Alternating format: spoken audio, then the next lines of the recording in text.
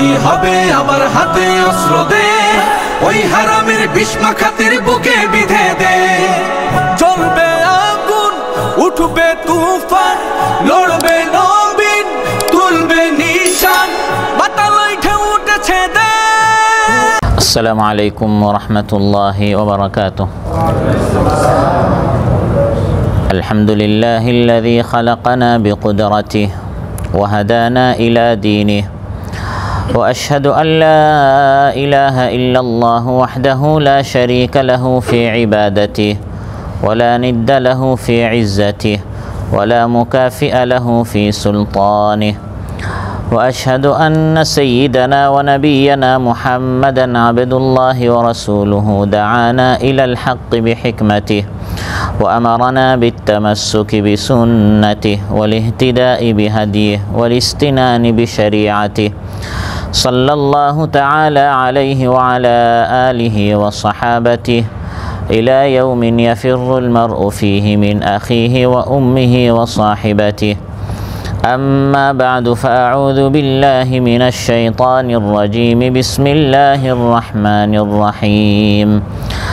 ونبئهم عن ضيف إبراهيم إذ دخلوا عليه فقالوا سلاما قال إنا منكم وجلون قالوا لا توجل إنا نبشرك بغلام عليم قال أبشرتموني على أن مسني الكبر فبم تبشرون قالوا بشرناك بالحق فلا تكن من القانطين قال ومن يقنط من رحمة ربه إلا الضالون قال فما خطبكم أيها المرسلون قالوا إنا أرسلنا إلى قوم مجرمين إلا آل لوط إنا لمنجوهم أجمعين إلا امرأته قدرنا إنها لمن الغابرين। আল্লাহ তাআলা ইরশাদ করেন, এবং তাদেরকে ইব্রাহিম আলাইহিস সালামের মেহমানদের খবর শুনান।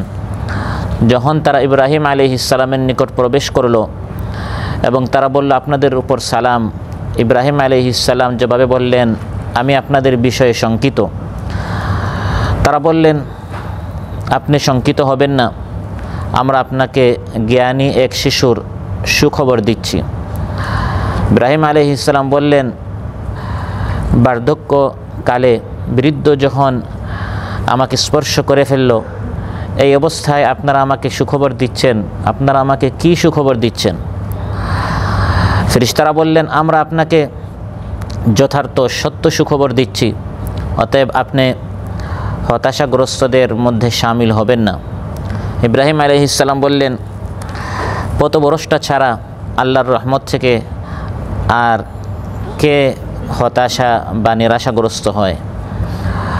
ইব্রাহিম আলাইহিস সালাম বললেন, হে প্রেরিত ফেরেশতারা, আপনাদের দায়িত্ব কি?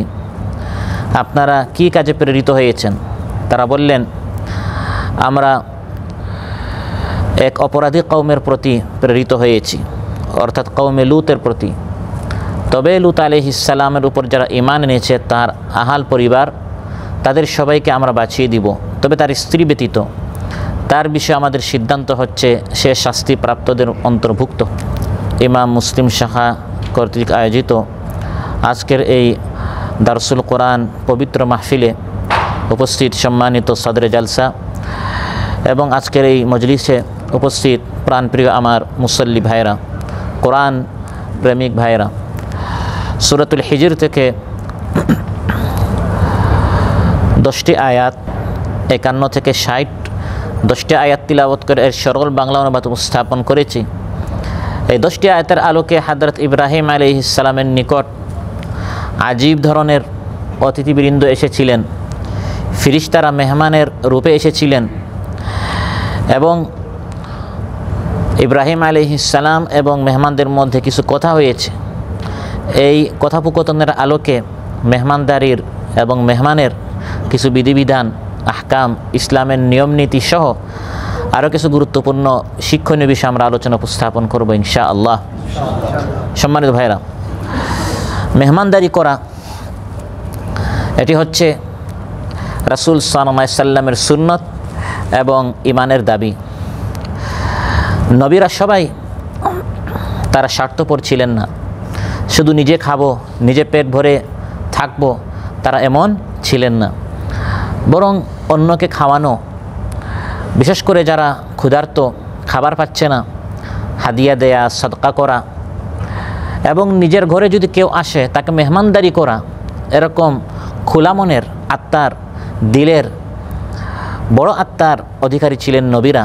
বিশেষ করে ইব্রাহিম আলাইহিস সালাম, তিনি এত বেশি মেহমানদারি করতেন। তাফসীর কুরতুবীতে এসেছে যে ইব্রাহিম আলাইহিস সালামকে বলা হতো আবু দুইফান,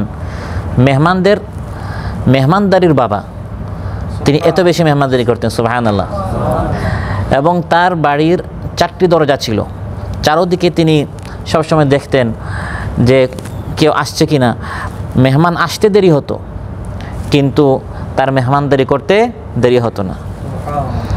এবং তাফসীরে এও এসেছে যে ইব্রাহিম আলাইহিস সালাম কোনো ওয়াক্ত খাবার মেহমান ছাড়া তিনি খেতেন না। তিনি এত বেশি মেহমানদারি পছন্দ করতেন, এত বেশি পছন্দ করতেন, সেজন্য আল্লাহ তাআলা শুধু মানুষদেরকে তার নিকট মেহমান হিসেবে পাঠিয়েছেন তা নয়, বরং ফিরিস্তাদেরকেও মেহমান হিসেবে তার নিকট পাঠিয়েছেন।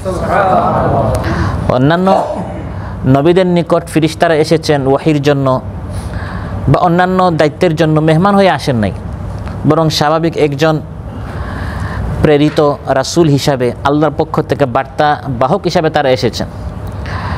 কিন্তু ইব্রাহিম আলাইহিস সালামের নিকট তারা এসেছেন মেহমানের রূপ নিয়ে। যেমন তারা খাবার খেতে এসেছেন, এরকম একটা রূপ নিয়ে তারা এসেছেন, কিন্তু তারা খাবার গ্রহণ করেন নাই। এই মেহমানদারি ইসলামের অন্যতম একটি আদব, সুন্নত এবং আলোচ্যায়তে আল্লাহ সুবহানাহু ওয়া তাআলা তার নবী সাল্লাল্লাহু আলাইহি ওয়াসাল্লামকে বলছেন, হে হাবিব, আপনি তাদেরকে ইব্রাহিম আলাইহিস সালামের মেহমানদের কথা শুনিয়ে দেন। ওয়ানাব্বিহুম আন দাইফি ইব্রাহিম, ইব্রাহিম আলাইহিস সালামের অতিথি মেহমানদের কথা তাদেরকে শুনিয়ে দেন। মেহমানদারি এই বিষয়টা তাদেরকে শুনিয়ে দেন। ইব্রাহিম আলাইহিস সালাম কত বেশি তিনি মেহমানদারি করতেন এবং মেহমানদারিকে তিনি কত বেশি পছন্দ করতেন।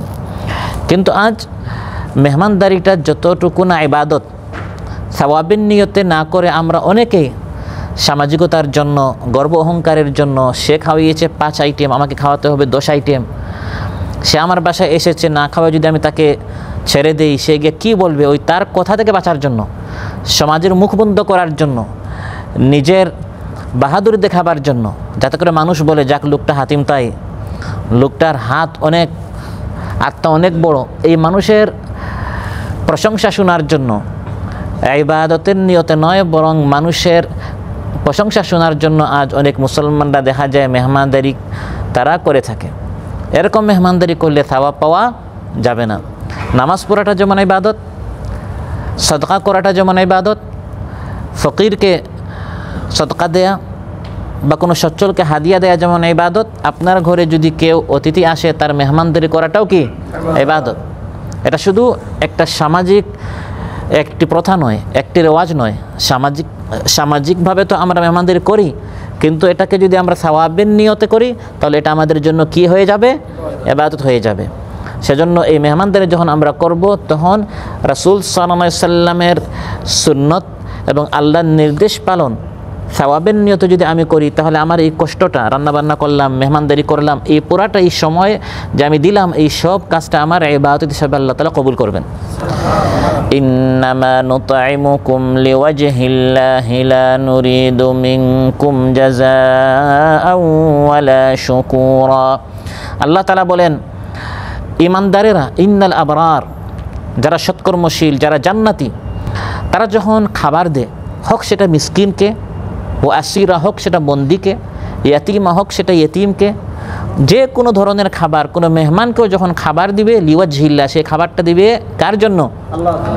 সমাজকে সন্তুষ্ট করার জন্য নয়, এমনকি ওই মেহমানকেও সন্তুষ্ট করার জন্য নয়। আমি খাবারটা দিচ্ছি আমার রবের একটি হুকুম হচ্ছে, রাসূল সাল্লাল্লাহু আলাইহি ওয়াসাল্লামের একটি সুন্নত হচ্ছে, বিধায় আমি এই মেহমানদারিটি করছি। মান কানা ইউমিনু বিল্লাহি ওয়াল ইয়াউমিল আখির ফালইউকরিম দাইফা। রাসূল সাল্লাল্লাহু আলাইহি ওয়াসাল্লাম ইরশাদ করেন, আল্লাহ এবং পরকালে যার ঈমান আছে সে যেন তার মেহমানের ইকরাম করে, তাকে যেন সম্মান করে, মেহমানদারি সে যেন করে, মেহমানকে সে যেন অপমানিত না করে। মেহমানদারির এটা হচ্ছে 1 নম্বর আদব। সেটা হচ্ছে মেহমানদারি করতে হবে কাকে সন্তুষ্ট করার জন্য? ইখলাসের সাথে, একনিষ্ঠতার সাথে এই মেহমানদারি করতে হবে।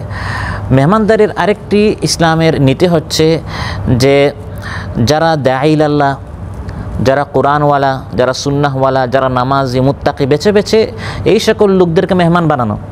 কারণ তারা আপনার রুমে আসা, আপনার ঘরে আসা, আপনার খাবার খাওয়া, এটা আপনার জন্য একটা সৌভাগ্য। খাবার খেয়ে আপনার জন্য দোয়া করবে, আপনার কপাল খুলে যাবে, আপনার ভাগ্য খুলে যাবে। দেখে দেখে যাদেরকে খাওয়ালে একটু দুনিয়ার স্বার্থ পাওয়া যাবে, তাকে একটু খাওয়ালে ভবিষ্যতে সে আমার কাজে আসবে, নামাজ আছে না নাই, ঈমান তাকওয়া আছে না নাই, এই দুনিয়ার স্বার্থে মেহমানদারি না করে আখিরাতের স্বার্থে মুত্তাকি, পরহেজগার, নামাজি, দাঈল আল্লাহ, আল্লাহর দিকে দাওয়াত দিচ্ছে, দিনের কাজ করছে, এই ধরনের ভালো ভালো মুত্তাকি লোকদেরকে যত বেশি মেহমানদারি করবেন সওয়াবটা বেশি হবে। রাসূল সাল্লাল্লাহু আলাইহি ওয়াসাল্লাম ইরশাদ করেন, আবু দাউদ তিরমিজিতে এসেছে, লা ইয়াকুল তাআমাকা ইল্লা তাকিয়ুন, আপনার খাবারটা যেন মুত্তাকিরা খায়। আপনি কষ্টে টাকা উপার্জন করেছেন, একজনকে আপনি খাবারটা দিচ্ছেন, এই লোকটা যেন মুত্তাকি হয়। হ্যাঁ, যদি ঘটনাক্রমে আপনার ঘরে কোনো বেনামাজি চলে এসেছে, আপনি তাকে ঘর থেকে তাড়িয়ে দিবেন না, কিন্তু টার্গেটটা যেন এমন থাকে যে বেশি বেশি করে আমি ভালো লোকদের সাথে চলবো। তো আপনার সঙ্গে যদি ভালো হয়, তারা আপনার মেহমান হবে।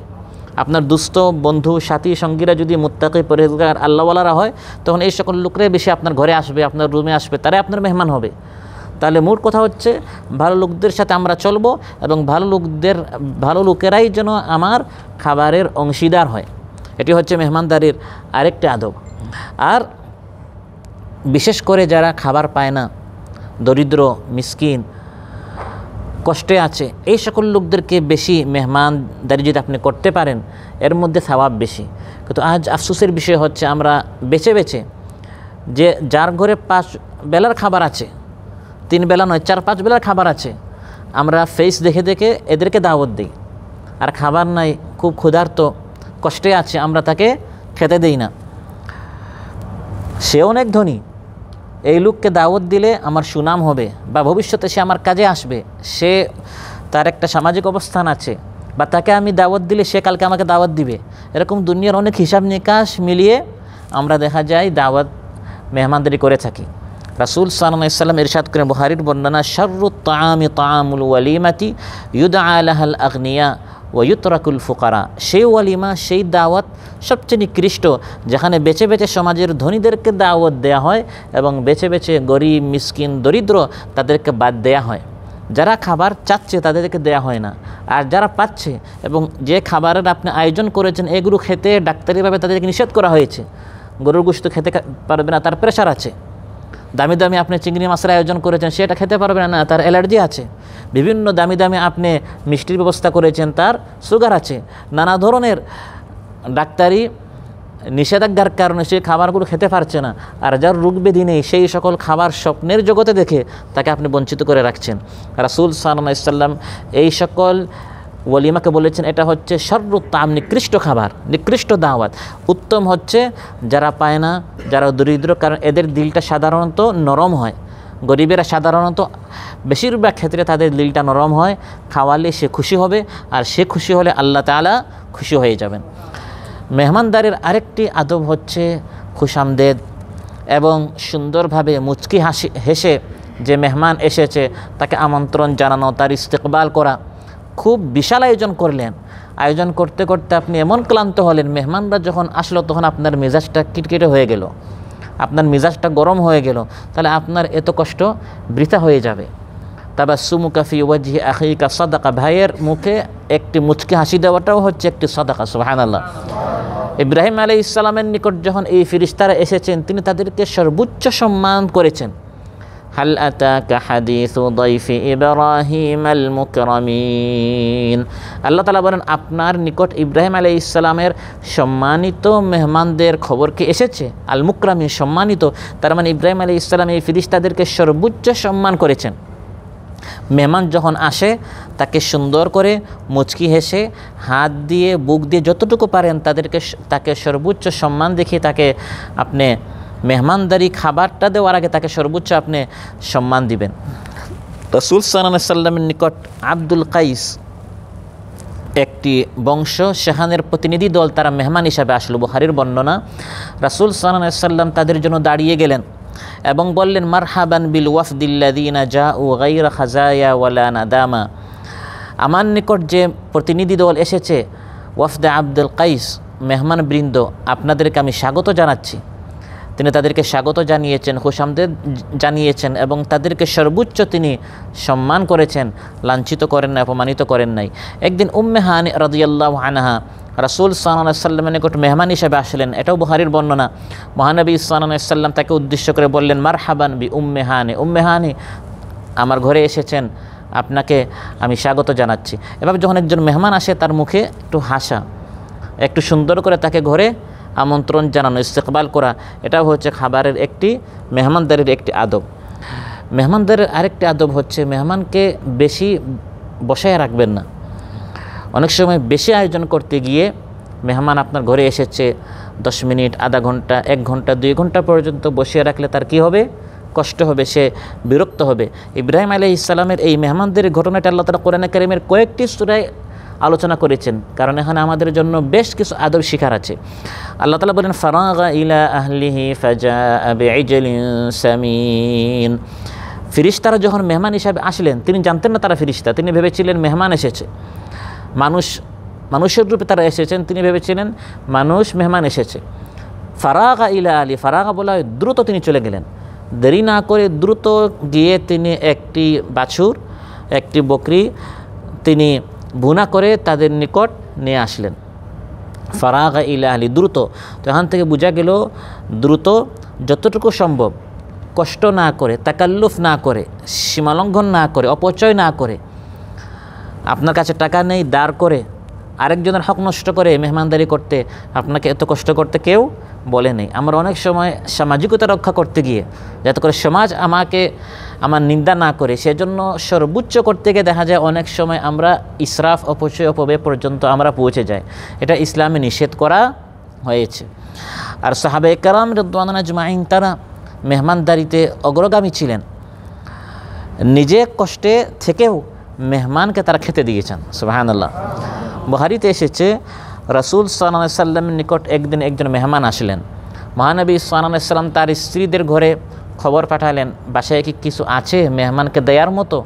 প্রতিটি ঘর থেকে স্ত্রীরা জানালেন, পানি ছাড়া ঘরে কিছু নেই। কি ছাড়া? আর আমার আপনার ঘরে ফ্রিজে কয়েক দিনের খাবারের মতো মজুদ থাকার পর আমরা বলি, ভাই অনেক কষ্টে আছি, অনেক দিন যাবৎ কাজ নেই, অনেক দিন যাবৎ আমি ঘর ভাড়া, রুম ভাড়া দিতে পারছি না, দেশে টাকা পাঠাতে পারছি না। অথচ দেশের খবর নিয়ে দেখেন আমরা এখানে যারা আছি, কেউ কি এমন আছি যে ঘরে শুধু পানি আছে? আছি এখানে কেউ? আমরা পানি সহ আর অনেক কিছু মজুদ থাকার পর আমরা বলি আমি অনেক কষ্টে আছি। এজন্য সবসময় বলতে হবে আলহামদুলিল্লাহ, আল্লাহ তাআলা অনেক ভালো রেখেছে, পানি ছাড়া কিছু নেই। এই খবরটি যখন আসলো, তখন রাসূল সাল্লাল্লাহু আলাইহি সাল্লাম সাহাবীদেরকে উদ্দেশ্য করে ইরশাদ করলেন যে এই ব্যক্তিকে মেহমানদারি কে করতে পারবে? তখন হযরত আবু তালহা রাদিয়াল্লাহু আনহু বললেন, ইয়া রাসূলুল্লাহ, আমি তার মেহমানদারি করব। মেহমানকে তার ঘরে নিয়ে গেলেন এবং স্ত্রীকে বললেন, আকরিমি দাইফা রাসূলিল্লাহি সাল্লাল্লাহু আলাইহি সাল্লাম, এমন মেহমান নিয়ে এসেছি যাকে রাসূল সাল্লাল্লাহু আলাইহি সাল্লাম মেহমান করে পাঠিয়েছেন। সাধারণ কোনো মেহমান নয়, রাসূল সাল্লাল্লাহু আলাইহি সাল্লাম মেহমান করে পাঠিয়েছেন। এই মেহমানকে সর্বোচ্চ আমাদের সম্মান করতে হবে, মেহমানদারি করতে হবে। স্ত্রী বললেন, মা ইনদানা ইল্লা কুতা সুবিয়ানি, আমার বাচ্চাদের খাবার ছাড়া ঘরে আর কিছু খাবার নেই। অল্প কিছু খাবার আছে, শুধু আজকের রাত বাচ্চাদের খাবার হবে, এছাড়া আমাদের কাছে কোনো খাবার নেই। আবু তালহা রাদিয়াল্লাহু আনহু বললেন, হাইয়ি তাআমাকি ওয়া আসবিহি সিরাজাকি ওয়ানাউমি সিবিয়ানাকি ইদা আরাদু আশাআন, খাবার প্রস্তুত করো, বাতি জ্বালিয়ে দাও, লাইট জ্বালিয়ে দাও, আর বাচ্চারা যখন খাবার চাইবে তাদেরকে ঘুম পড়িয়ে দাও। ফাহাইয়া তাআমাহা, খাবার রেডি করলেন, বাচ্চাদের অল্প যে খাবার ছিল এগুলো তিনি প্রস্তুত করলেন, বাতি জ্বালালেন আর বাচ্চাদেরকে তিনি ঘুম পড়ালেন। তারপর মেহমানের সাথে 3 জন একসাথে, স্বামী স্ত্রী এবং মেহমান খাবার খেতে বসলেন। যখন খাবারে বসবেন, 2 জন মেহমানকে বললেন, আপনি খাবার শুরু করেন। খাবারের পরিমাণ তো এত অল্প যে 3 জন খেতে পারবে না, একজন ঠিকমতো খেতে পারবে না, শুধু বাচ্চাদের মতো খাবার। এমন সময় পূর্ব পরিকল্পনা অনুযায়ী স্ত্রী যে জ্বালানো বাতিটি এটা যেমন নষ্ট হয়ে গেছে এটাকে তিনি ঠিক করতে গেছেন এমন ভাব নিয়েছেন। তিনি উঠে চলে গেলেন, লাইটটি ঠিক করতে গিয়ে তিনি লাইটটি নিভাইয়ে দিলেন। এগুলো সব আগের থেকে স্বামী স্ত্রী কী করেছেন? প্ল্যান করেছেন, বাতি ঠিক করতে হবে, এজন্য তিনি এটা নিভাইয়ে দিলেন, যে ঠিক করতে গিয়ে এটা নিভে গেছে। এই ফাঁকে মেহমানকে বলেছেন আপনি খাবার চালান, আমরাও খাচ্ছি। এবং তারা মুখে খাবারের আওয়াজ দাঁত দ্বারা তারা করতে লাগলেন। আর এরকম করতে করতে মেহমান পুরা খাবারটি যখন খেয়ে ফেললেন, স্বামী স্ত্রী এবং বাচ্চা সবাই পুরা রাত না খেয়েছিলেন, আর মেহমানকে তারা পুরা খেতে দিয়েছেন। রাসূল সাল্লাল্লাহু আলাইহি সাল্লামের নিকট যখন সকালে তারা গেলেন, মহানবী সাল্লাল্লাহু আলাইহি সাল্লামের নিকট খবর আবু তালহা রাদিয়াল্লাহু আনহু বলার আগে তো আসমান থেকে খবর চলে আসছে। মহানবী সাল্লাল্লাহু আলাইহি সাল্লাম হযরত আবু তালহা রাদিয়াল্লাহু আনহুকে বললেন, আজিবাল্লাহু মিন সানিইকুমা, স্বামী স্ত্রী তোমরা মেহমানের সাথে যেমন মেহমানদারি করেছো, আল্লাহ তাআলা এত খুশি হয়েছেন। দাহিক আল্লাহ তাআলা হেসেছেন। সুবহানাল্লাহ, তোমাদের এই মেহমানদারি দেখে আল্লাহ হেসেছেন। অপর বর্ণনা আজিবাল্লাহ, আল্লাহ খুশি হয়েছেন। এবং এই প্রেক্ষিতে আল্লাহ আয়াত নাজিল করেছেন, ওয়ায়ুসিরুনা আলা আনফুসিহিম ওয়ালাউ কানা বিহিম খাসাসা, নিজেদের প্রয়োজন হলেও নিজেরা অভাবে থেকে তারা অন্যকে খেতে দেয়। এই প্রেক্ষিতে আল্লাহ তাআলা এই আয়াতটি নাজিল করেছেন যে নিজেদের কষ্ট হলেও তারা অন্যকে অগ্রাধিকার দেয়। নিজেদের খাবার নেই, স্বামী স্ত্রী 2 জন না খেয়ে নিজেদের বাচ্চাদেরকে, আমরা নিজেরা না খেয়ে বাচ্চাকে খেতে দিই, তারা নিজেরা এবং বাচ্চারা না খেয়ে মেহমানকে তারা খেতে দিয়েছে। এভাবে তারা এত বেশি মেহমান প্রিয় ছিলেন। বিশেষ করে আনসার সাহাবীরা, এই আবু তালহা রাদিয়াল্লাহু আনহু তিনি কী ছিলেন? আনসার ছিলেন। এবং আনসার নুসরত থেকে এসেছে, মদদ, সহযোগিতা করা। তারা মুসলমানদের তো সহযোগিতা করতেন এবং পুরা মদিনাবাসী তো গোটা মক্কাবাসীকে তারা মেহমানদারি করার জন্য তারা প্রস্তুত হয়ে গেলেন। একটা হচ্ছে ব্যক্তিগতভাবে নিজের ঘরে, আরেকটা হচ্ছে নিজের দেশে, যে আপনারা সবাই আসেন আমাদের এলাকায় মেহমান। এখনও যদি আমরা মদিনায় যাই, প্রতি সোমবার প্রতি বৃহস্পতিবার রোজা রাখা সুন্নতের জন্য ইফতারের জন্য মদিনাবাসীদের পক্ষ থেকে উন্মুক্ত সবার জন্য সুফরা বিছানো হয়। তারা এখনও তাদের আনসারদের যারা বংশধর মদিনায় আছে, আরাফার দিন, তারপর আশুরার দিন, প্রতি সোমবার প্রতি বৃহস্পতিবার উন্মুক্ত দস্তারখানা সেখানে বিছানো থাকে সবার জন্য ইফতার। সুবহানাল্লাহ, এই মেহমানদারি, এই অভ্যাসটি আনসারদের মধ্যে ছিল, সাহাবাদের মধ্যে ছিল। সহিহ মুসলিমে এসেছে আরেক দিনের ঘটনা, রাসূল সাল্লাল্লাহু আলাইহি সাল্লাম একদিন এক রাত এত ক্ষুধার তাড়নায় তিনি ঘরে থাকতে পারেন নাই, ঘর থেকে বের হয়ে গেলেন। ঘর থেকে বের হয়ে দেখলেন সামনে আবু বকর, কিছুক্ষণ পর চলে আসলেন হযরত ওমর রাদিয়াল্লাহু আনহু। সুবহানাল্লাহ, ঘটনাক্রমে বারবার দেখা যায় এমন, মহানবী সাল্লাল্লাহু আলাইহি ওয়াসাল্লাম কোথাও গিয়েছেন, চলে আসছেন হযরত আবু বকর, তারপর বেলাল আসে না, হাসান আসে না, খাব্বাব খুবাইব রাদিয়াল্লাহু আনহু, অন্য কোনো সাহাবী আসে না। ঘটনাক্রমে আবু বকর, তারপর ওমর, তারপর উসমান। ওই ধারাবাহিকতায় কেমন জানি আল্লাহ তাআলা একটি অলৌকিক অদৃশ্য একটা পরিকল্পনা আল্লাহ এঁকে রেখেছেন। আল্লাহর নবীর পরে হযরত আবু বকর খলিফা হবেন, তারপরে হযরত ওমর রাদিয়াল্লাহু আনহু খলিফা হবেন। এই সিস্টেমটা আল্লাহ তাআলা অদৃশ্যভাবে এভাবে আগের থেকে আল্লাহ তাআলা পরিকল্পনা দেখিয়ে দিয়েছেন। সুবহানাল্লাহ, ঘর থেকে বের হলেন, দেখলেন হযরত আবু বকর সামনে। কিছুক্ষণ পর সামনে কে চলে আসছেন? হযরত ওমর রাদিয়াল্লাহু আনহু। মহানবী সাল্লাল্লাহু আলাইহি সাল্লাম 2 সাহাবীকে জিজ্ঞাসা করলেন, মা আখরাজাকুমা মিন বুয়ুতিকুমা হাযিহিস সাআ, এখন তো গভীর রাত, এই সময় তো ঘর থেকে বের হওয়ার কথা নয়, আপনারা 2 জন এই গভীর রাতে এখন ঘর থেকে কেন বের হলেন? তারা বললেন, আল জুউ ইয়া রাসূলুল্লাহ, ক্ষুধা তাড়নায়। মহানবী সাল্লাল্লাহু আলাইহি সাল্লাম ইরশাদ করলেন, ওয়া আনা ওয়াল্লাযী নাফসি বিয়াদিহি লা আখরাজানিল্লাযী আখরাজাকুমা, আল্লাহর কসম করে বলছি, যে ক্ষুধার তাড়নায় আপনারা ঘর থেকে বের হয়েছেন, সে একই ক্ষুধার কষ্টে আমি নবী ঘর থেকে বের হয়েছি। উম্মতের শ্রেষ্ঠ 3 জন মানব, ঘরে খাবার বলতে কিছু নেই, ফলে ক্ষুধার কষ্টে তারা ঘরে থাকতে পারছে না, ঘর থেকে তারা বের হয়ে গেলেন, চলে গেলেন। কাছেই ছিল হযরত আবু আইয়ুব আনসারী রাদিয়াল্লাহু আনহু ঘর, বাড়ি ছিল, তারা সেখানে চলে গেলেন।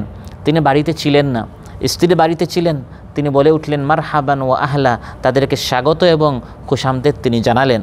মহানবী সাল্লাল্লাহু আলাইহি সাল্লাম জিজ্ঞাসা করলেন আইনা ফুলান, তোমার স্বামী কোথায়?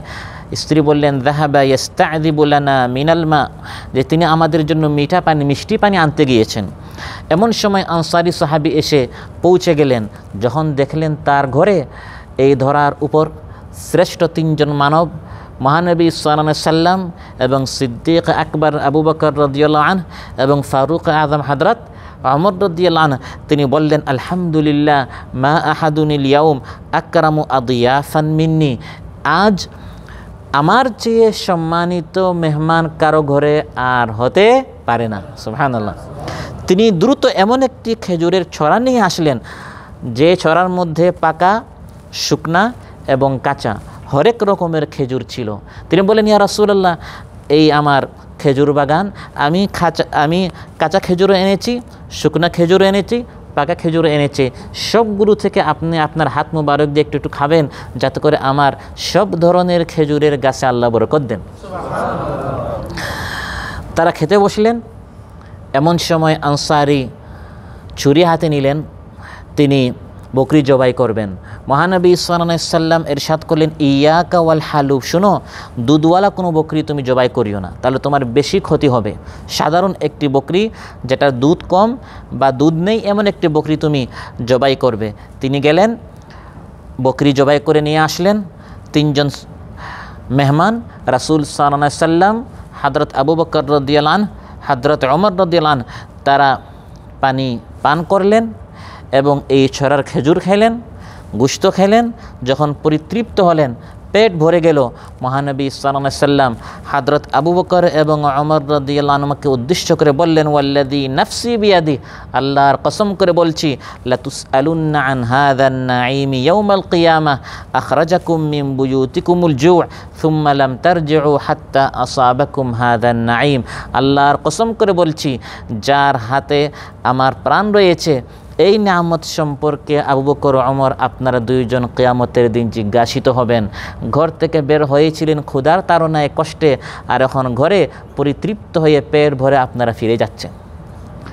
এক বেলা পেট ভরে খাওয়ার কারণে যদি এই পৃথিবীর নবীদের পর শ্রেষ্ঠ দুই মানবকে মহানবী সাল্লাল্লাহু আলাইহি সাল্লাম এই কথা বলে থাকেন, আমার আপনার অবস্থা কী? আমরা তো এক বেলা নয়, 3 বেলা আমরা পেট ভরে খাচ্ছি। স্ত্রী, সন্তান, মা, বাবা, ভাই বোন সবাই পাচ্ছে আলহামদুলিল্লাহ, খাচ্ছে আলহামদুলিল্লাহ। এই প্রত্যেকটা নিয়ামত সম্পর্কে আমাকে আপনাকে কিয়ামতের দিন আল্লাহর নিকট জিজ্ঞাসিত হতে হবে। এই হচ্ছে মেহমানদারির আদব। মেহমানের কিছু আদব আছে। কিছু মানুষ শুধু মানুষের ঘরে মেহমান হতে তার খুব ভালো লাগে, এটা ভালো কোনো অভ্যাস নয়। খাওয়াতে শিখতে হবে, খেতে বেশি পছন্দ করা এটা ভালো কোনো অভ্যাস নয়। যদি আপনাকে দাওয়াত দেয়া হয়, দাওয়াত কবুল করা এটাও একটা আদব। যে আপনাকে দাওয়াত দিয়েছে, মোহাব্বত করে তো দাওয়াত দিয়েছে নাকি? যদি আপনি সবার দাওয়াত এভাবে ফিরিয়ে দেন, এতে করে ঘৃণা বাড়ে, মোহাব্বত কমে। সেজন্য মহানবী সাল্লাল্লাহু আলাইহি সাল্লাম ইরশাদ করেন, মুসলমানের উপর মুসলমানের 5টি, অপর বর্ণনায় 6টি হক, এর মধ্যে একটি হচ্ছে ওয়া ইজাবাতি দাওয়া, দাওয়া কবুল করা। সহিহ মুসলিমে এসেছে ইদা দাআ আহাদুকুম আখাহু ফালইউজিব উরসান কানা আও নাহওয়া, বিবাহ শাদীর দাওয়াত হোক বা যে কোনো দাওয়াত হোক, আকিকার দাওয়াত, বিবাহ শাদীর দাওয়াত, কুরবানির দাওয়াত বা এমনি দাওয়াত, যে কোনো দাওয়াত হোক, মহানবী সাল্লাল্লাহু আলাইহি ওয়াসাল্লাম ইরশাদ করেন মেহমানদারি যদি কেউ করতে চায় তার দাওয়াত কবুল করা। এমনকি আপনি যদি রোজাদার হন, আপনি কবুল করবেন, সেখানে গিয়ে তার জন্য দোয়া করে আসবেন। ইদা দুইয়া আহাদুকুম ফালইউজিব ফাইন কানা সাইমান ফালইউসাল্লি ওয়া ইন কানা মুফতিরান ফালইয়াতআম। সহিহ মুসলিমের বর্ণনা, যদি কেউ দাওয়াত দে, দাওয়াত কবুল করবেন। যদি আপনি রোজাদার হন, সেখানে গিয়ে দোয়া করবেন। আর রোজাদার না হলে আপনি খাবারটি খেয়ে আসবেন। আর সাথে যাওয়ার সময় অতিরিক্ত কাউকে নেওয়া এটা আদবের খেলাফ। আর যদি আপনার রুমে একজন মেহমান আসলো, আপনাকে আরেকজন দাওয়াত দিল, এখন এই আপনার রুমে যে মেহমান আছে তাকে আপনি কী করবেন? তাকে নিলেও সমস্যা, না নিলেও সমস্যা। যদি না নেন, আপনি আরেকজনের বাসায় যাবেন, আপনার ঘরে তাকে একা রেখে যাওয়া যাবে? সেজন্য সুন্নত হচ্ছে যে দাওয়াত দিয়েছে তাকে পূর্বে কী করা? অবগত করা, যে আমার একজন মেহমান আছে, আমি তাকে সাথে আনতে পারি কি? সাধারণত কেউ কী করে না, না করে না, বরং আরও খুশি হয়, কিন্তু জানিয়ে দিলে ভালো, যাতে করে তার অতিরিক্ত কষ্ট না হয়, আগে থেকে সে প্রস্তুতি নিতে পারে। একদিন রাসূল সাল্লাল্লাহু আলাইহি সাল্লামকে একজন সাহাবী দাওয়াত দিলেন। মহানবী সাল্লাল্লাহু আলাইহি সাল্লাম তো ইন্নাকা লাআলা খুলুকিন আযীম, আখলাকের সর্বোচ্চ মানে তিনি ছিলেন। যখন তিনি গেলেন তখন পিছনে পিছনে আরেকজন সাহাবী তাদের সাথে ওই যিনি দাওয়াত দিয়েছেন তার কাছে যাওয়া শুরু করলেন। মহানবী সাল্লাল্লাহু আলাইহি সাল্লাম সেই বাসায় যখন পৌঁছলেন তখন বললেন, ইন্না হাযা কাদ তাবিআনা, শোনো এই ব্যক্তি কিন্তু আমাদের পিছনে পিছনে এসেছে।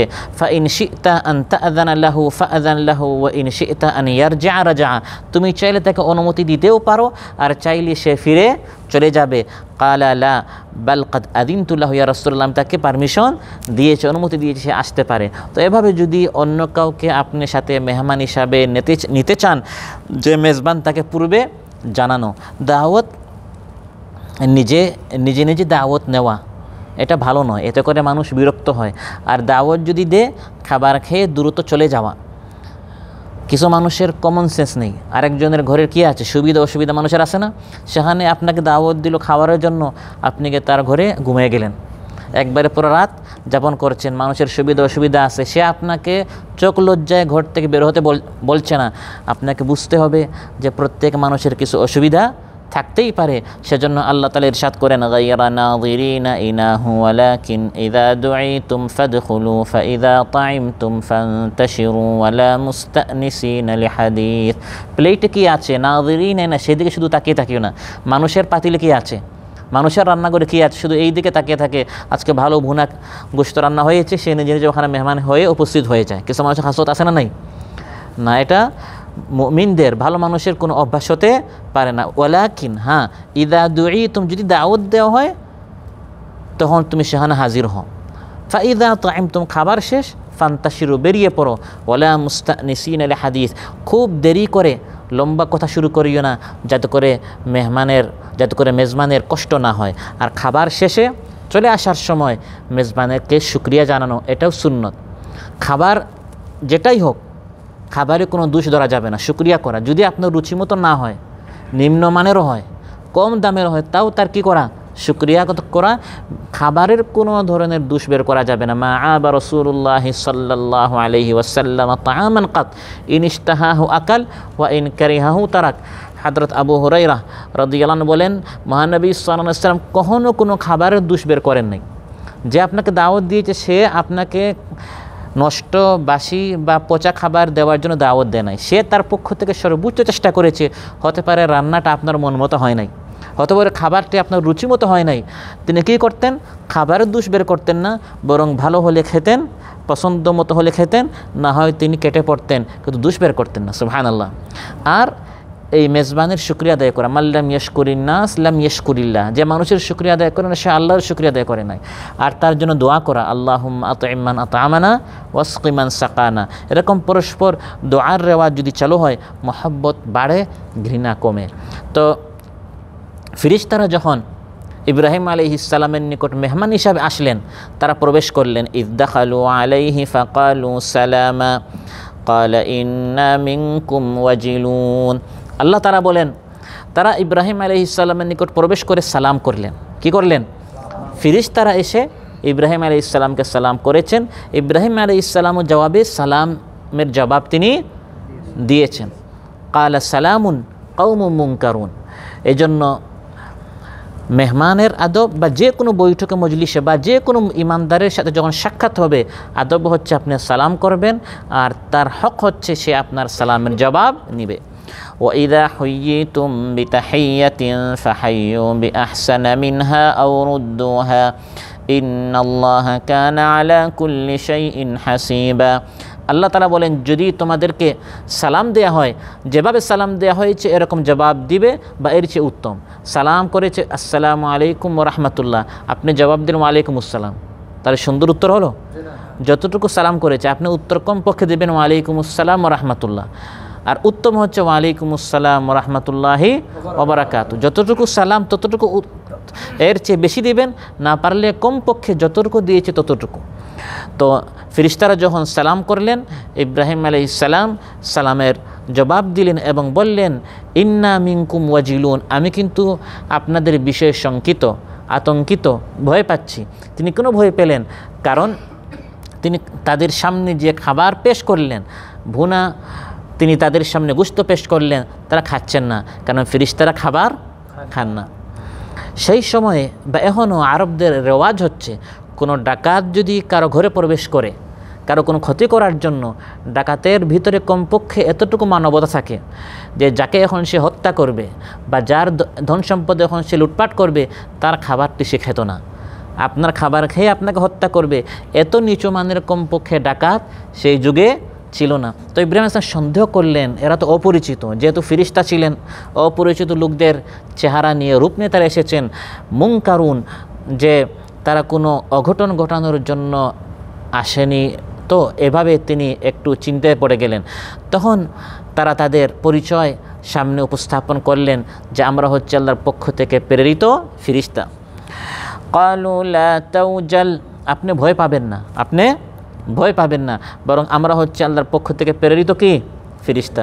যতক্ষণ পর্যন্ত আগত ফেরেশতা যারা মেহমানের রূপে এসেছেন তারা তাদের পরিচয়, রাসূল সাল্লাল্লাহু আলাইহি সাল্লামের পর শ্রেষ্ঠ মানব হচ্ছেন ইব্রাহিম আলাইহিস সালাম খলিলুল্লাহ, এই শ্রেষ্ঠত্বের দিক দিয়ে দ্বিতীয় মানব ইব্রাহিম আলাইহিস সালামকে যতক্ষণ পর্যন্ত তারা নিজেদের পরিচয়টা দেন নাই, ততক্ষণ পর্যন্ত তিনি জানতেন না যে তারা হচ্ছে ফেরেশতা। তাহলে নবীরা কি গায়েব জানেন না? জানেন না, গায়েব জানেন না। এবং তিনি কোন নবী, কোন ব্যক্তি? যিনি সিরিয়ালে হচ্ছেন 2 নম্বর, রাসূল সাল্লাল্লাহু আলাইহি সাল্লামের পরে হচ্ছে ইব্রাহিম খলিলুল্লাহ। তাহলে জাহান ইব্রাহিম খলিলুল্লাহ তিনি গায়েব জানেন না, আপনার পীর বাবা, হাজা বাবা, দরবেশ বাবা তিনি সব জানেন কি করে? যে আপনি বিপদে পড়লেই, মুসিবতে পড়লেই বাবার নাম নিয়ে যদি আপনি জিকির করেন, তাকে যদি ডাকেন, সে আপনাকে বিপদ থেকে উদ্ধার করবে না। আউযু বিল্লাহ। ফেরেশতারা এসেছেন, ফেরেশতারা নিজেদের পরিচয় না দেওয়া পর্যন্ত খলিলুল্লাহ ইব্রাহিম আলাইহিস সালাম তিনি শঙ্কিত, তিনি ভয়ে আছেন তারা আমার কোনো ক্ষতি করতে আসছে নাকি। যখন তারা পরিচয় দিলেন তখন তিনি জানলেন যে তারা কোনো মেহমান নন, মানুষ নন, তারা হচ্ছেন ফেরেশতা। তাহলে নবীরাও গায়েব জানেন না, আর যেখানে নবীরা জানেন না সেখানে কোনো ইমাম, ওলি, সিদ্দিক, শহীদ, সাহাবা, তাবেঈ, আলিম, বুজুর্গ কেউ গায়েব জানার কোনো প্রশ্নই আসে না। এবং এই ফেরেশতারা যখন পরবর্তীতে লূত আলাইহিস সালামের কওমকে ধ্বংস করার জন্য গেলেন, সুদর্শন সুপুরুষের রূপে, লূত আলাইহিস সালামের কওমের নিকৃষ্ট একটি চরিত্র ছিল, নতুন যখন কেউ আগমন করত তারা পুরুষে পুরুষে সমকামিতা করত, বিশেষ করে নতুন কেউ আসলে, যেহেতু সে প্রবাসী হতো, তার কেউ নেই, তখন তারা সবাই তার উপর ঝাঁপিয়ে পড়তো। তিনি চিন্তিত হলেন লূত আলাইহিস সালাম যে আজ তো আমার জন্য বড় বিপদের দিন, আমার ঘরে মেহমান এসেছে, অথচ আজ আমার মেহমানদেরকে আমার সামনে লাঞ্ছিত করা হবে। তিনি জানতেন না যে এরা সুদর্শন সুপুরুষ কোনো যুবক নন। সি আবিহিম ওয়া দাকা বিহিম দারআ, আল্লাহ বলেন তার দিলটা সংকুচিত হয়ে গেল, তিনি পেরেশান হয়ে গেলেন, এই মেহমানদেরকে আমি আজ কিভাবে বাঁচাবো। অথচ তিনি হচ্ছেন লূত আলাইহিস সালাম আল্লাহর নবী, তিনি জানতেন না যে এরা হচ্ছে আল্লাহর পক্ষ থেকে প্রেরিত ফেরেশতা ছিলেন। সুবহানাল্লাহ। নূহ আলাইহিস সালাম জানতেন না যে আমি আমার ছেলে কানানকে দাওয়াত দিচ্ছি, কিছুক্ষণ পর প্লাবনের তরঙ্গের এবং ঢেউয়ের মাধ্যমে এখন তাকে ধ্বংস করা হবে। যদি তিনি জানতেন এই গায়েবের খবরটি যে কিছুক্ষণ পর তার এই ছেলে মারা যাবে, ধ্বংস হবে, তিনি তাকে দাওয়াত দিতেন না। এভাবে অসংখ্য অগণিত দলিল প্রমাণ রয়েছে যার মাধ্যমে জানা যায়, বোঝা যায় এই পৃথিবীতে কোনো নবী, কোনো বুজুর্গ, কোনো সাহাবী, কোনো তাবেঈ কেউ গায়েব জানেন না। গায়েব শুধু কে জানেন? কুল লা ইয়ালামু মান ফিস সামাওয়াতি ওয়াল আরদিল গায়বা ইল্লাল্লাহ।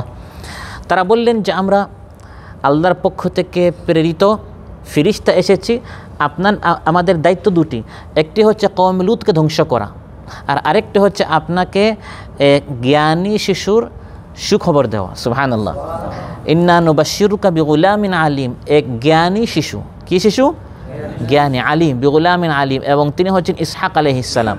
ইব্রাহিম আলাইহিস সালামের দীর্ঘদিন যাবৎ সন্তান ছিল না, তাকে 2 ছেলের সুখবর দেওয়া হয়েছে। একজন হচ্ছে গুলামিন হালিম, ইসমাইল আলাইহিস সালাম, অর্থাৎ সবরকারী, আরেকজন হচ্ছে গুলামিন আলিম, অর্থাৎ জ্ঞানী, তিনি হচ্ছেন ইসহাক আলাইহিস সালাম। ওয়াবাশশারনাহু বিইসহাক নাবিয়্যাম মিনাস সালিহিন। তাহলে শুধু সন্তানের সুখবর দেন না, সুসংবাদ দেন নাই, বরং পাশাপাশি এটাও বলে দিয়েছেন যে এই সন্তান কি হবে? জ্ঞানী হবে, অনেক বড় আলিম হবে।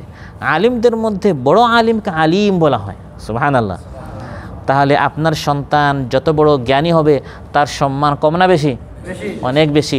এজন্য ফেরেশতারা এসে বলছেন যে আপনাকে এমন সন্তানের সুখবর দিচ্ছি যে ভবিষ্যতে অনেক বড় জ্ঞানী হবে, আলিম হবে। এজন্য এখন থেকে আমরা আমাদের ছোটো ভাই, ছোট সন্তানদেরকে ইসহাক আলাইহিস সালাম যেরকম গুলামিন আলিম, তিনি তার শৈশবকাল থেকে বড় জ্ঞানী ছিলেন এবং ভবিষ্যতে আরও বড় জ্ঞানী হয়েছেন। ভবিষ্যতে যদি এই আমাদের সন্তানদেরকে বড় আলিম জ্ঞানী বানাতে হয়, শৈশবকাল থেকে তাদেরকে সেভাবে লালন পালন, শিক্ষা দীক্ষা দিয়ে তাদেরকে বড় করতে হবে। আল ইলমু ফিস সিগারি কান নাকশি ফিল হাজারি। আরবিতে বলা হয় যে পাথরে খোদাই করা যেমন বাচ্চাদেরকে শেখানো তেমন। পাথরে যদি আপনি খোদাই করেন এটা সহজে মিটে না। ধুলাবালিতে যদি আপনি লিখেন সামান্য বাতাসে এটা কী হয়ে যায়? বড়রা যখন মুখস্থ করে ওই ধুলাবালির মতো সামান্য বসতে অনেক সময় লাগে, আর যেতে সময় লাগে না। স্মৃতি থেকে আমরা যা পড়ি সব আমরা কী করি? ভুলে যাই। কিন্তু বাচ্চাদেরকে এখন থেকে যদি আপনি কোরআন শিখান, ইলম শিখান, জ্ঞানী হিসেবে তাদেরকে যদি আপনি গড়ে তুলেন, তার কোরআন মুখস্থ থাকবে, দিন তার মুখস্থ হবে, সে অনেক বড় জ্ঞানী হবে। এই জন্য মূল শিক্ষার সময় হচ্ছে এই শৈশবকাল, ছোটবেলা। সিয়ারু আলামিন নুবালাই হযরত সুফিয়ান সাউরি রাহিমাহুল্লাহ একটি কথা উল্লেখ করা হয়েছে, ইয়ামবাগি লির-রাজুলি আন ইউকরিহা ওয়ালাদাহু আলাল ইলমি ফাইন্নাহু মাসউলুন আন। বাবার দায়িত্ব হচ্ছে সন্তানকে জ্ঞানী বানাতে বাধ্য করা, কারণ সন্তান তো সে তার কল্যাণ অকল্যাণ বুঝে না। আপনি তাকে আলিম বানাতে, ইসহাক আলাইহিস সালামের মতো বড় জ্ঞানী বানাতে এই ছোটোবেলা থেকে আপনি তার জন্য কী করবেন? চেষ্টা করবেন, মেহনত করবেন। এবং লুকমান হাকিমের ঘটনা তো কোরআনের মধ্যে আল্লাহ উল্লেখ করেছেন, ওয়াইদ ক্বালা লুকমানু লিবনিহি ওয়া হুয়া ইয়াইযুহু ইয়া বুনাইয়া লা তুশরিক বিল্লাহ, যে আল্লাহর সাথে কী করা যাবে না? শিরিক করা যাবে না। তিনি তার সন্তানকে এগুলো শিখিয়েছেন। তাহলে সন্তানদেরকে নামাজ শিখানো, মুরু আওলাদাকুম বিসসালাতি লিসাবঈন ওয়াদরিবুহুম আলাইহা লিআশরিন। 7 বছর বয়স হলে তাকে নামাজ পড়তে বলো, 10 বছর হলে তাকে নামাজের জন্য মারধর করো। এই ছোটোবেলা থেকে তাকে শেখাতে হবে। এখন 15 বছর 20 বছর হয়ে যায়, বাবা ফজরের জন্য উঠায় না, বলে বাচ্চা এখনও ছোটো, তো বড় হবে কখন? 20-22 বছর মেয়ের বয়স হয়ে যায়, পর্দা করতে বলে না, যে এখনও ছোটো বাচ্চা, একটু বড় হোক। মার বয়স 60-70 বছর, দাদির বয়স মাশাল্লাহ হাত মোজা, পা মোজা, নেকাব পড়ে, আর সাথে মার্কেটে নিয়ে যায় তার যুবতী মেয়েকে বা নাতনিকে, বয়স আপনার 18-20 বছর, তার নেকাব নেই, তার হাত মোজা নেই, তো পুরুষকে দাদির দিকে তাকাবে না নাতনির দিকে তাকাবে? এখন পুরা দুনিয়া দেখা যায় কী হয়ে যায়, যে এখনও এটা ছোটো বাচ্চা। মনে রাখবেন, আপনার মেয়ে আপনার দৃষ্টিতে ছোটো, পুরুষের দৃষ্টিতে সে ছোটো নয়। আর এখন অগ্রন্থ আমরা পড়ি 18-20 বছর নয়, 8 বছর 10 বছর, এর থেকে আরও কম মেয়েরা বিভিন্ন অঘটনের শিকার হচ্ছে কিনা। এজন্য ছোটোবেলা থেকে তাদেরকে সকল আখলাক শেখানো, দিন শেখানো, পর্দা শেখানো, এগুলো হচ্ছে মা বাবার দায়িত্ব। ইব্রাহিম আলাইহিস সালামকে যখন জ্ঞানী শিশুর সুসংবাদ ফেরেশতারা দিলেন, তিনি অবাক হলেন। ক্বালা আবাশশারতুমুনি আলা আম্মাসানিয়াল কিবার ফাবিমা তুবাশশিরুন। বৃদ্ধকালে আপনারা আমাকে সুখবর দিচ্ছেন সন্তানের, এটা আপনারা কি বলেন? ফাবিমা তুবাশশিরুন, এটা কেমন সুসংবাদ? তিনি আল্লাহর কুদরতকে অস্বীকার করেন না, বরং তিনি অবাক হয়ে বলছেন যে আল্লাহ তাআলার কুদরত এত বেশি, সুবহানাল্লাহ, যে এই বৃদ্ধকালে, আর আমার স্ত্রী হচ্ছে আকিম বন্ধা, সন্তান হওয়ার প্রশ্নই আসে না, এমন অবস্থায় আপনারা আমাকে সুখবর দিচ্ছেন। এবং পর্দার পিছনে পাশেই ছিলেন তার স্ত্রী সারা। তিনি শুনে হেসে গেলেন, তিনি হাসা শুরু করলেন। ফাদাহিকাত ফাবাশশারনাহা বিইসহাক ওয়া মিন ওয়ারাই ইসহাক ইয়াকুব। ফেরেশতারা স্ত্রী সারাকেও তারা সুখবর দিল যে তোমার এক সন্তান হবে, তার নাম হচ্ছে ইসহাক। এবং শুধু তোমার ইসহাক হবে তা নয়, ইসহাকের পর ইসহাকের ঘরে তার এক সন্তান হবে, তার নাম ইয়াকুব। সুবহানাল্লাহ। ছেলের সুখবর দিলেন, ছেলের ঘরে নাতি হবে, সেই সুখবরটাও ফেরেশতারা দিয়ে দিলেন। ভেবেছিলেন বন্ধা সন্তান হবে না, নিঃসন্তান, এখন সন্তানও হবে, নাতিও হবে। সুবহানাল্লাহ। তিনি বললেন, ইয়া ওয়াইলাতা আলিদু আনা আজুজুন ওয়া হাদা বালি শাইখা, আমি হচ্ছি বৃদ্ধা, আমার স্বামী বৃদ্ধ, আমার সন্তান হবে কি করে? ফেরেশতারা বলেন, আতাআজাবিনা মিন আমরিল্লাহ, আল্লাহর নির্দেশ। কোন ফায়াকুন। আল্লাহর নির্দেশের বিষয়ে আপনার কি আশ্চর্য হয়, আপনি কি অবাক হন? আল্লাহর জন্য অসম্ভব বলতে কিছু নেই। সবচেয়ে বড় বিষয় রাহমাতুল্লাহি ওয়া বারাকাতুহু আলাইকুম আহলাল বাইত, এই ঘরওয়ালার উপর আল্লাহর রহমত, আল্লাহর বরকত হবে, এটা আল্লাহর সিদ্ধান্ত। বরকত দিতে চাইলে আল্লাহ তাআলা এক সন্তানে দিয়ে দেন, আর বরকত দিতে না চাইলে 10 সন্তানেও হয় না। এই 10 সন্তান আপনার যদি বরকত না হয়, এই 10 সন্তান আপনাকে ধরে বৃদ্ধাশ্রমে রেখে আসবে। তাহলে বরকত হয়েছে? বরকত হয় নাই। আর ইব্রাহিম আলাইহিস সালামের 2 সন্তান ইসহাক এবং ইসমাঈল, আল্লাহ এমন বরকত দিলেন, আল্লাহ তাআলা বলেন ওয়া জাআলনা ফি যুররিয়্যাতিহি নুবুওয়া, পরবর্তী সব নবীরা এই সিলসিলায় ছিলেন। কেমন বরকত আল্লাহ দিলেন! সন্তান হয়েছে 2 জন, পরবর্তী সব নবীরা এই 2 ছেলের মধ্যে, এই 2 সন্তানের মধ্যে আল্লাহ তাআলা পরবর্তী সব নবীদেরকে এখানেই সৃষ্টি করলেন। আপনার সন্তান নেককার হবে, সন্তানের সন্তান নেককার হবে, আল্লাহওয়ালা হবে, তারা আপনার চক্ষুর শীতল হবে। আল্লাহর নিকট বরকতের দোয়া করেন, রহমতের দোয়া করেন, অল্পতে তুষ্ট হন, অল্পের মধ্যে আল্লাহ তাআলা বরকত দিতে পারেন। ফেরেশতারা বললেন ক্বালু বাশশারনাকা বিল হাক্কি ফালা তাকুম মিনাল কানিতিন, আমরা আপনাকে মিথ্যা কোনো সুখবর দিচ্ছি না, সত্য সুখবর দিচ্ছি। আপনি যত বৃদ্ধ হন, স্ত্রী যত বন্ধা হোক, আল্লাহর সিদ্ধান্ত সন্তান দিবেন, আল্লাহ অবশ্যই আপনাকে সন্তান দিবেন, আপনি নিরাশ হবেন না। সুবহানাল্লাহ। কারণ এটি আল্লাহর সিদ্ধান্ত, আল্লাহর ওয়াদা, আর আল্লাহর ওয়াদা কখনো মিথ্যা। ওয়াদাল্লাহি লা ইউখলিফুল্লাহু ওয়াদাহু ওয়ালাকিন্না আকসারান নাসি লা ইয়ালামুন। ইব্রাহিম আলাইহিস সালাম বললেন, আমি তো আসলে আল্লাহর সিদ্ধান্তের উপর আপত্তি করছি না, আমিও বিশ্বাস করি যে অবশ্যই আল্লাহ সুবহানাহু ওয়া তাআলা সন্তান দিতে পারেন, কিন্তু আমি অবাক হচ্ছি যে আল্লাহ তাআলা এই বৃদ্ধ, আমি এত শেষ বয়সে আমি চলে এসেছি, এই অবস্থায় আল্লাহ যে আমাকে সন্তান দিবেন, আল্লাহ যে এত কুদরত, আল্লাহর যে এত ক্ষমতা, আল্লাহর যে এত পাওয়ার, আল্লাহ যে সব কিছু করতে পারেন, এই বিষয়ে আমি অতি খুশিতে, আমি আপত্তি করে নয় বরং আমি অবাক হয়ে এই কথাটি বলেছি। এবং তিনি বলছেন, আমি তো নিরাশ হতেই পারি না, আল্লাহ যে সন্তান দিবেন না এই বিষয়ে আমি কখনো, আল্লাহ আমাকে সন্তান দিবেন এই বিষয়ে আমি কোনো অবস্থায় নিরাশ হতে পারি না। কারণ নিরাশ তো তারাই হয় যারা হচ্ছে পথভ্রষ্ট।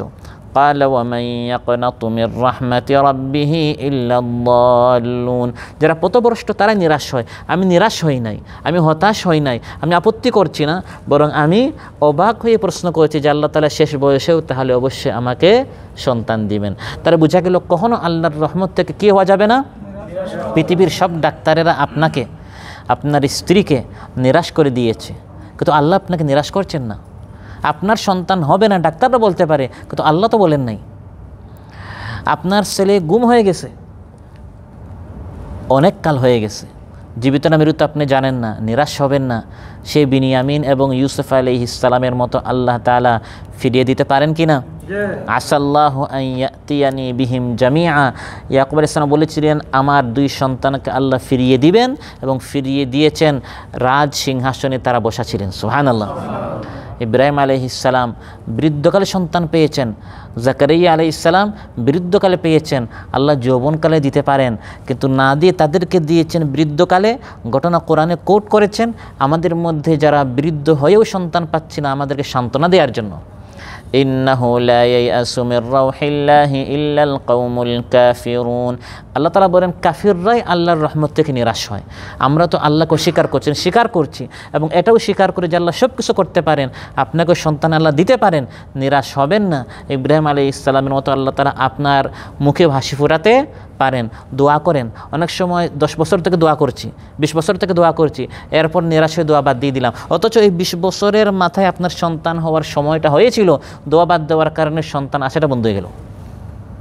এটা হাদিসে এসেছে, সহিহ মুসলিমে এসেছে, লা ইয়াজালু ইউস্তাজাবু লিল আবদি মা লাম ইয়াদউ বিইসমিন আও কাতিআতি রাহমিন মা লাম ইস্তাজিল, বান্দা তাড়াহুড়া না করলে দোয়া কিন্তু কবুল হয়। কি না করলে? প্রশ্ন করা হলো, ইয়া রাসূলুল্লাহ মান ইস্তেজাল, তাড়াহুড়া মানে কি?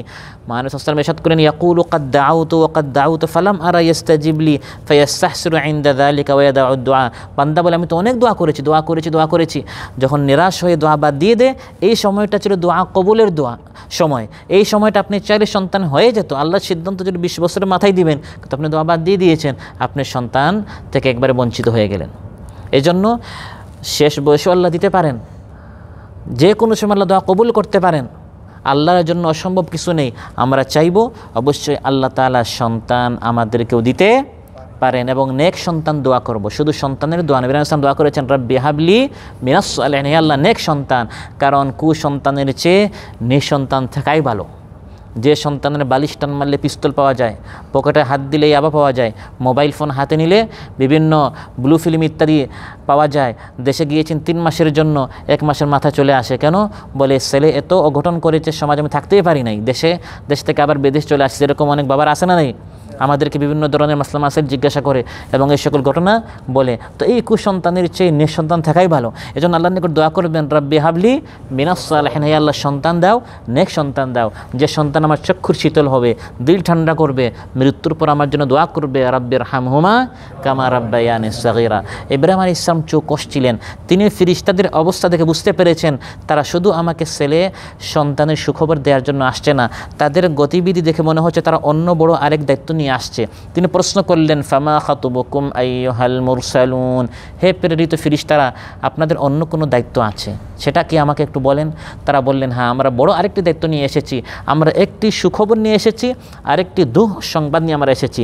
সুখবর হচ্ছে আপনার সন্তান হবে, আপনার ভবিষ্যৎ প্রজন্ম বাড়বে, আর আরেক গোত্রের আরেক এলাকার তাদের প্রজন্ম কী হবে, বন্ধ হবে, ধ্বংস হবে। তারা হচ্ছে কওমে লূত, তারা সমকামিতায় লিপ্ত, তারা আল্লাহর সুন্নতকে উল্টে দিয়েছে। আল্লাহর সিদ্ধান্ত হচ্ছে তাদের এলাকাকে আল্লাহ উল্টে দিবেন, তাদের পুরা এলাকাকে ফেরেশতারা আসমানে উল্টিয়েছেন। আসমানওয়ালারা সেই এলাকার কুকুরের আওয়াজ শুনেছে, সেখান থেকে আবার জমিনে নিক্ষেপ করে সবাইকে ধ্বংস করেছেন। আউযুবিল্লাহ। ক্বালু ইন্না উরসিলনা ইলা কওমিম মুজরিমিন, ফেরেশতারা বলেন আমরা অপরাধী এক কওমের প্রতি প্রেরিত হয়েছি, অর্থাৎ কওমে লূতের প্রতি। সেখানে এলাকাকে উল্টিয়ে লিনুরসিলা আলাইহিম হিজারাতাম মিন তিন মুসাওয়ামাতান ইনদা রাব্বিকা লিল মুসরিফিন, এলাকাকে উল্টে দিয়ে সেখানে পাথরের মধ্যে নাম লেখা ছিল, এই পাথর অমুক ব্যক্তির উপর, এরকম নাম লেখা মুসাওয়ামা ইসিম থেকে এসেছে, প্রত্যেকের নাম লেখা ছিল। ওই নাম লেখা পাথর প্রত্যেক ব্যক্তির উপর নিক্ষেপ করা হয়েছে। যে ব্যক্তি পাথর দ্বারা নিক্ষিপ্ত হয়েছে সঙ্গে সঙ্গে মারা গিয়েছে। নাউযুবিল্লাহ। ওই দায়িত্ব দিয়ে আল্লাহ তাআলা তাদেরকে পাঠিয়েছেন। তখন ইব্রাহিম আলাইহিস সালাম বললেন ইন্না ফিহা লূতা, আপনারা কওম লূত সবাইকে ধ্বংস করবেন, সেখানে তো হযরত লূত আলাইহিস সালাম আছেন, তিনি তো ঈমানদার, তারাও কি ধ্বংস হয়ে যাবেন? তখন ফেরেশতারা বললেন ইল্লা আলা লূতিন ইন্না লামুনাজ্জুহুম আজমাইন, ঈমানদারের কি হবে না, ধ্বংস হবে না। তারা সেখানে গিয়ে লূত আলাইহিস সালাম এবং ঈমানদারদেরকে বললেন রাতারাতি আপনারা এখান থেকে চলে যাবেন, কারণ কাল ফজরের আগে ভোর সকালে এই এলাকাবাসীর সম্পর্কে সিদ্ধান্ত সবাইকে ধ্বংস করা হবে। এই জন্য সকাল সকাল আপনারা চলে যাবেন, পিছনের দিকে কেউ তাকাবেন না, পিছনে কিয়ামত হবে, কারবালা হবে, পুরো এলাকাকে ধ্বংস করে দেওয়া হবে, বিকট শব্দ হবে, পুরো এলাকাকে উল্টে দেওয়া হবে। পিছনে তাকালেই যে তাকাবে সে ধ্বংস হবে।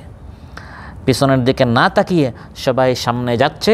ইল্লা ইমরাআতাহু কাদ্দারনা ইন্নাহা লামিনাল গাবিরিন, শুধু হযরত লূত আলাইহিস সালামের স্ত্রী, তার বিষয়ে আমাদের সিদ্ধান্ত সে শাস্তিপ্রাপ্তদের মধ্যে হবে। যখন এলাকাকে উল্টে দেওয়া হলো, সবাই সামনে যাচ্ছে, ঈমানদারেরা লূত আলাইহিস সালাম সহ, কেউ পিছনে তাকায় নাই। স্ত্রীর আত্মার সম্পর্ক ছিল, তার মহব্বত ছিল, তার ভালোবাসা ছিল, তার দিলি সম্পর্ক ছিল অপরাধীদের সাথে, সেজন্য সে সেই টানে পিছনের দিকে তাকালো। আর যেই সে পিছনের দিকে তাকালো, সেও শাস্তিপ্রাপ্তদের মধ্যে শামিল হয়ে ধ্বংস হয়ে গেল। নাউযুবিল্লাহ। একজন নবীর স্ত্রী হওয়া চারটেখানি বিষয় নয়, কিন্তু নবীর স্ত্রী হওয়া এই পরিচয়ে সে বাঁচতে পারে নাই। কানাতা তাহতা আবদাইনি মিন ইবাদিনা সালিহাইনি ফাখানাতাহুমা ফালাম ইউগনিয়া আনহুমা মিনাল্লাহি শাইআ ওয়া কিলা দুখুলান নার মা'আদ দাখিলিন। আল্লাহ তাআলা বলেন লূত আলাইহিস সালাম এবং নূহ আলাইহিস সালাম এই দুই নবীর স্ত্রী তারা কাফির ছিল। দারাবাল্লাহু মাসালাল লিল্লাযিনা কাফারু ইমরাআতা নূহ ওয়া ইমরাআতা লূত, এই দুই মহিলা দুইজন নবীর অধীনে ছিল, কিন্তু তারা খেয়ানত করেছে, অর্থাৎ সেই দিন গ্রহণ করে নাই। এই দুই নবী তাদের কোনো কাজে আসে নাই, নবী হওয়া সত্ত্বেও নবীর পরিচয় তারা বাঁচতে পারে নাই। কিয়ামতের দিন বলা হবে উদখুলান নার মা'আদ দাখিলিন, জাহান্নামে প্রবেশকারীদের সাথে তোমরা জাহান্নামে প্রবেশ করো। অতএব কোন পীরের মুরিদ, কোন মন্ত্রীর ছেলে, কার বাবা, কার ভাতিজা, এই পরিচয় কিয়ামতের দিন বাঁচা যাবে না, বাঁচতে হবে নিজের আমল দ্বারা। আবু দাউদে এসেছে মান বাত্তা বিহি আমালু লাম ইউসরি বিহি নাসাবু, যার আমল তাকে পিছনে রেখে দিছে তার বংশীয় পরিচয় তাকে সামনে নিয়ে যেতে পারবে না। অমুকের স্ত্রী, অমুকের স্বামী, অমুকের বাবা, অমুকের মেয়ে, এই পরিচয় দিয়ে কিয়ামতের দিন বাঁচা যাবে না। সর্বশেষ এক হাদিস বলে শেষ করব, সেটি হচ্ছে বুখারীতে এসেছে, রাসূল সাল্লাল্লাহু আলাইহি ওয়াসাল্লামের উপর প্রথম যখন ওয়াহী নাজিল হয়, নিকট আত্মীয়দেরকে আপনি দাওয়াত দেন। নবী সাল্লাল্লাহু আলাইহি ওয়াসাল্লাম নিকট আত্মীয়দেরকে একত্রিত করলেন এবং প্রথমে সবাইকে উদ্দেশ্য করে বললেন, ইয়া মাশারা কুরাইশ, হে কুরাইশ এর বংশ, সবাই তার, কেউ কাছের আত্মীয়, কেউ দূরের আত্মীয়, সবাই তার রক্তের কেউ না কেউ কোনভাবে কি হয়, আত্মীয় হয়। তিনি সবাইকে বলেন, নিস্তারু আনফুসাকুম মিনাল্লাহ, নিজেদেরকে জাহান্নাম থেকে বাঁচাও, নিজেদেরকে আল্লাহর শাস্তি থেকে নিজেদেরকে বাঁচাও। লা উগনি আনকুম মিনাল্লাহি শাইআ, আল্লাহর আযাব থেকে আমি নবীর পরিচয় তোমরা বাঁচতে, আমি তোমাদের কোনো কাজে আসবো না। আল্লাহ যদি তোমাদেরকে জাহান্নাম দিতে চান, আমি নবী এসে সেখানে কোনো রফাদফা করতে পারবো না, বাঁচাতে পারবো না, আমার পরিচয় তোমরা বাঁচতে পারবে না। তারপর একটু ছোটো করে দিলেন, বলবেন ইয়া বানি আব্দে মানাফ, নিজের যে পরিবার ছিল বলেন, হে বানু আব্দে মানাফ, নিজেদেরকে বাঁচাও, আমি নবীর পরিবার বলে তোমরা নিজেরা কিয়ামতের দিন বাঁচতে পারবে না। তারপর তার আপন চাচা আব্বাসকে উদ্দেশ্য করে বলেন, ইয়া আব্বাস ইবনে আব্দুল মুত্তালিব, লা উগনি আনকা মিনাল্লাহি শাইআ, হে আমার চাচা, আমার চাচা পরিচয় কিয়ামতের দিনে আপনি বাঁচতে পারবেন না। তারপর আপন ফুফুকে উদ্দেশ্য করে বলেন, ইয়া সাফিয়া বিনতে আব্দুল মুত্তালিব, লা উগনি আনকি মিনাল্লাহি শাইআ, কিয়ামতের দিন আমি নবী আপনার কোনো কাজে আসবো না। সর্বশেষ তার কলিজার টুকরো মেয়ে ফাতিমাকে বললেন, ইয়া ফাতিমা তু বিনতি মুহাম্মদ, সালিনি মিন মালি মা শিতি, এই দুনিয়াতে তুমি আমার যত মাল চাও, মেয়ে হিসাবে আমি তোমাকে সব মাল দিব, দুনিয়ার কাজে আমি তোমার আসবো, কিন্তু আখিরাতে লা উগনি আনকি মিনাল্লাহি শাইআ, আমি নবী, নবীর কন্যা, আমার একটা অংশ তুমি। কারণ মেয়ে বাবার কি হয়, অংশ হয়, সন্তানের বাবার অংশ। এই অংশ হয়েও কিয়ামতের দিন তুমি আমার পরিচয়ে বাঁচতে পারবে না। নিজের আমল দ্বারা, নিজের ঈমান দ্বারা বাঁচতে হবে। লূত আলাইহিস সালামের স্ত্রী, ইব্রাহিম আলাইহিস সালামের বাবা আজর, নূহ আলাইহিস সালামের ছেলে কানান, রাসূল সাল্লাল্লাহু আলাইহি সাল্লামের আপন চাচা আবু লাহাবের কথা বাদ দিন, সে তো সারা জীবন বিরোধিতা করেছে, পক্ষে ছিল আরেক চাচা, নাম কি, আবু তালিব, সারা জীবন পক্ষে ছিল, কিন্তু ঈমান আনে নাই। রাসূল হাসান কিয়ামতের দিন তার কোনো কাজে আসতে পারবেন না। প্রিয় ভাইরা, অতএব নিজের ঈমান, নিজের আমল দিয়ে আমাদেরকে বাঁচতে হবে, অন্যথায় অন্য কারো পরিচয় দিয়ে কিয়ামতের দিন বাঁচা যাবে না। আল্লাহ সুবহানাহু ওয়া তাআলা আমাদেরকে আজ যা আলোচনা হলো সবাইকে আমল করার তৌফিক দান করুন। আলোচ্য আয়াতগুলো থেকে আমরা যা শিখলাম, আমাকে এবং আপনাদের সবাইকে এর আলোকে আলোকিত হয়ে আমাদের জীবনকে সাজানো, রাঙানোর আল্লাহ তাআলা তৌফিক দান করুন। আমাদের মধ্যে যার যে পেরেশানি আছে, আল্লাহ তাআলা পেরেশানি দূর করুন। যিনি যে সমস্যায় জর্জরিত, আল্লাহ তাআলা সমস্যার সমাধান করুন। অনেক ভাইদের চাকরি নেই, কাজ কাম নাই, আল্লাহ তাআলা আমাদের সবার হালাল রিজকের রাস্তা উন্মুক্ত করে দেন, হারাম রিজকের রাস্তা আল্লাহ তাআলা বন্ধ করে দেন। আমাদের রিজকের মধ্যে আল্লাহ তাআলা বারাকাত দান করুন, আর্থিক সংকট দূর করুন, স্বাস্থ্যের সংকট দূর করুন। যার যে সমস্যা আছে আল্লাহ তাআলা সমস্যা দূর করুন। আসসালামু আলাইকুম। যুদ্ধ যদি হবে আমার হাতে অস্ত্র দে, ওই হারামের বিষ মাখাতের বুকে